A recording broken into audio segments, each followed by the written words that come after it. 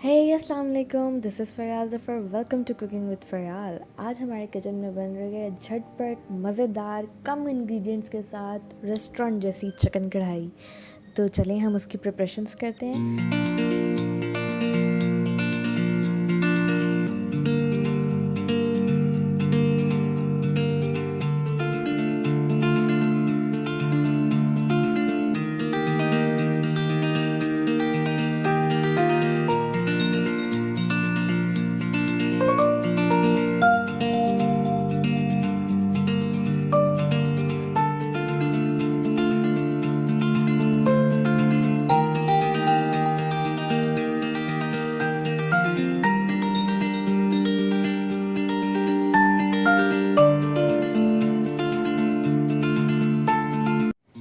हमने लिया है चिकन कढ़ाई कट हाफ केजी।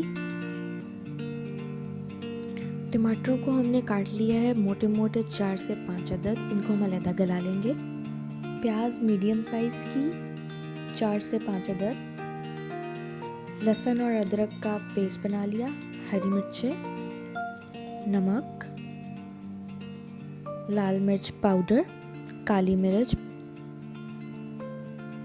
सूखी मेथी और थोड़ा अदरक गार्निशिंग के लिए जूलियन कट में काट लिया।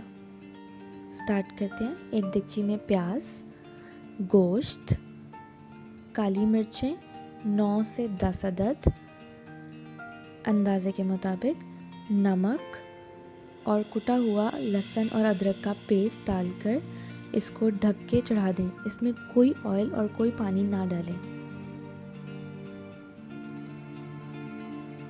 धीमी आंच पे ढककर रख दें।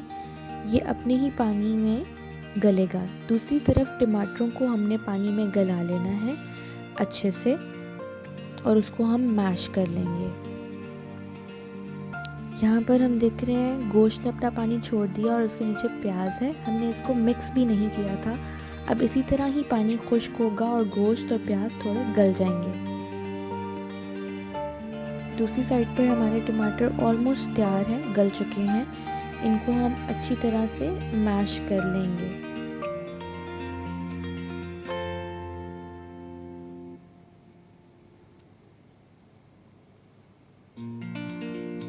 मैश करने के बाद टमाटर को हम एक तरफ बोल में निकाल लेंगे।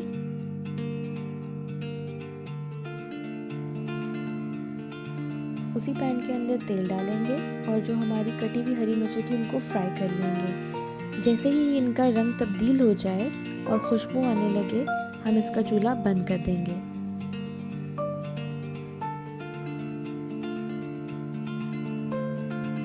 हरी मिर्चें फ्राई हो चुकी हैं।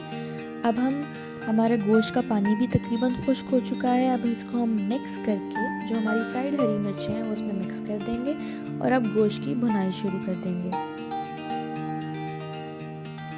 लाल मिर्च और टमाटरों का पेस्ट डाल के इनको अच्छी तरह से भून लें। जितना टमाटर का पेस्ट आपको चाहिए उतनी ही ग्रेवी आपकी बनेगी। अब मुझे ग्रेवी पर्सनली बहुत पसंद है, इसलिए मैं अपने टमाटरों का और प्याज की क्वांटिटी को हमेशा थोड़ा ज़्यादा रखती हूँ। अब उसमें थोड़ा सा जूलियन कट अदरक हमने टेस्ट के लिए भूनते हुए ऐड कर लिया है।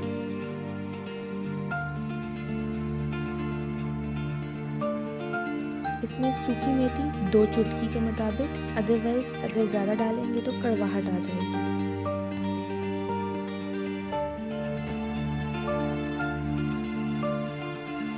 इसको अच्छी तरह से मिक्स कर लेंगे। मिक्स करने के बाद अब हम इसकी थोड़ी सी गार्निशिंग करेंगे। गार्निशिंग के लिए हमें चाहिए हरा धनिया, हरी मिर्चें और लंबाई में कटा हुआ जूलियन कट में अदरक और थोड़ा सा गरम मसाला। मैं हमेशा गार्निशिंग करने के बाद इसको मिक्स कर देती हूँ। अक्सर लोगों को मैंने देखा है कि वो गार्निशिंग करने के बाद दम पे अपने खाने को मिक्स नहीं करते। मिक्स करने से आपकी गार्निशिंग की जो खुशबू है वो खाने में अच्छी तरह से रच बस जाती है। तो कोशिश करें जब भी गार्निशिंग करके दम पे रखें, चाहे आधे मिनट के लिए, उसको अच्छे से मिक्स कर दें।